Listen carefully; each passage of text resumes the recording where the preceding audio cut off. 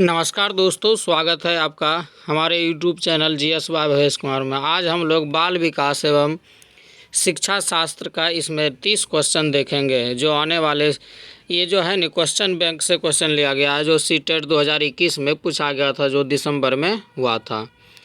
तो चलिए पहला क्वेश्चन देखते हैं हम लोग।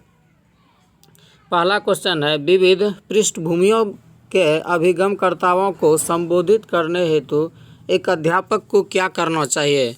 अर्थात किसी भी सब्जेक्ट को अच्छे से समझाने के लिए कैसे अध्यापक को समझाना चाहिए। सभी के लिए मौलिकीकृत आकलनों का इस्तेमाल करना चाहिए। दूसरा है ऑप्शन आपका, ऐसे कथनों का इस्तेमाल करना चाहिए जिससे नकारात्मक हो। ये वाला भी आपका नहीं होगा और फिर बी का भी तो नहीं होगा। फिर आपका सी का, विविध संबंधी मुद्दों को बातचीत टालनी चाहिए, ये भी नहीं हो आपका। डी नंबर में कहता है विविध विन्यासों के उदाहरण को लेना चाहिए। अर्थात जिस सब्जेक्ट को पढ़ाना है उससे संबंधित सभी उदाहरण को हम ले सकते हैं उससे संबंधित, इसीलिए ये आपका एक का डी नंबर आंसर सही हो जाएगा। फिर अगला क्वेश्चन देखें तो अगला क्वेश्चन है आपका,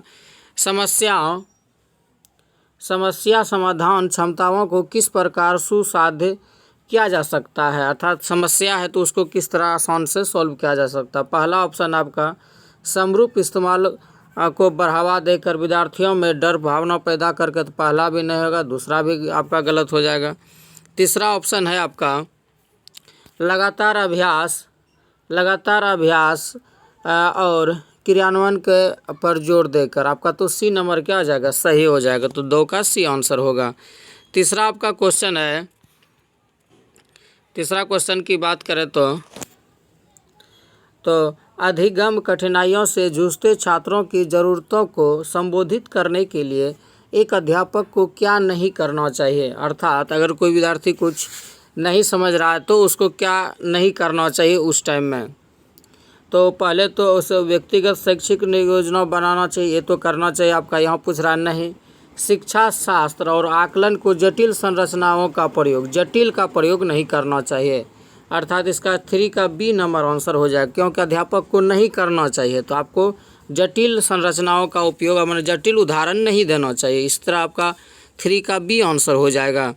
फिर चौथा क्वेश्चन की बात करें तो चौथा क्वेश्चन में है, सृजनात्मक की पहचान का प्रमुख लक्षण क्या है। अर्थात सृजनात्मक का पहचान क्या है, तो आपका है अति सक्रियता, असतर्कता, कम परिज्ञानता, तो आपका डी नंबर हो जाएगा अपसारी चिंतन। अपसारी चिंतन का अर्थ है एक विषय के बारे में चारों दिश से उसमें सोचना या रंग बिरंग उसमें क्या क्या संभावना हो सकता है, तो उसको अपसारी चिंतन कहते हैं। यहाँ सृजनात्मक बोल रहा है तो आपका डी नंबर ही आंसर हो जाएगा, सृजन की कुछ नया बनाया जाए, तो इस तरह आपका 4 का डी नंबर अपसारी चिंतन के द्वारा, अपसारी चिंतन आंसर होगा, 4 का डी हो जाएगा। 5 नंबर क्वेश्चन है आपका। 5 नंबर के क्वेश्चन की बात करें तो निम्न में से अध्यापन अधिगम का सबसे प्रभावशाली माध्यम कौन सा है। अर्थात किसी स्टूडेंट को हम पढ़ा रहे हैं तो पढ़ाने का सबसे अच्छा विधि, बिना विश्लेषण आप अवलोकन करना नहीं होगा, नकल या दोहराना गलत हो जाएगा, आपका नहीं करना। विषय वस्तु को यंत्रवत याद करना, जैसे तैसे याद करना, ये भी नहीं, आपका डी नंबर आंसर 5 का डी हो जाएगा। संकल्पनाओं के बीच संबंध खोजना, तो 5 का डी नंबर आंसर हो जाएगा।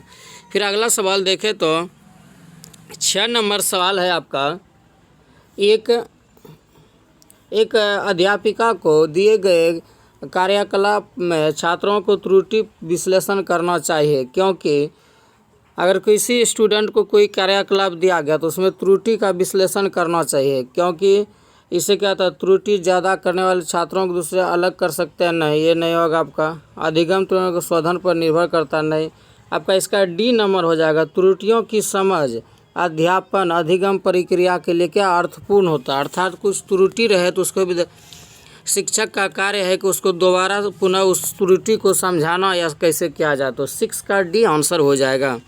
7 नंबर क्वेश्चन है आपका, अधिगम की अभिप्रेरणा को किस प्रकार कायम रखा जा सकता है। तो अधिगम के प्रेरणा अर्थात विद्यार्थी किस तरह लगातार पढ़ने के लिए इच्छुक रहे, तो बच्चों को बहुत आसान क्रियाकलाप देकर, यंत्रवत याद जोर देकर नहीं, बच्चों को दंड देकर नहीं, प्रवीणता अभिमुखी लक्ष्यों पर जोर देकर, अर्थात उस सब्जेक्ट से संबंधित नए नए चीज़ बतला के उसका स्कोप क्या है उसी सब के बारे में बतला के उसके लक्ष्य पर जोर देकर बतला सकते हैं, जिससे विद्यार्थी लगातार अभिप्रेरण होगा उस सब्जेक्ट से संबंधित। 7 का डी आंसर हो जाएगा। आपका 8 नंबर सवाल है शर्मिंदगी। तो शर्मिंदगी एक बहुत बड़ी समस्या होती है बच्चों के लिए, तो आपका इसका हो जाएगा शर्मिंदगी का संज्ञान पर नकारात्मक प्रभाव पड़ सकता है। तो जो विद्यार्थी अधिक शर्मिंदगी करता है उस पर नकारात्मक, अर्थात वो पूछता नहीं है टीचर से, तो उसको बहुत बड़ी आगे चलकर हानि होता है। तो 8 का डी आंसर हो जाएगा। 9 नंबर सवाल है आपका अधिगम का संरचनात्मक विचार यह सुझाव देता है कि ज्ञान की संरचना में बच्चों की सक्रिय भूमिका निभाती है। जब बच्चा रहता है तो उस समय विचार सुझाव उसका सक्रिय भूमिका निभाता है, पाठ्य पुस्तक पर निर्भर करता है।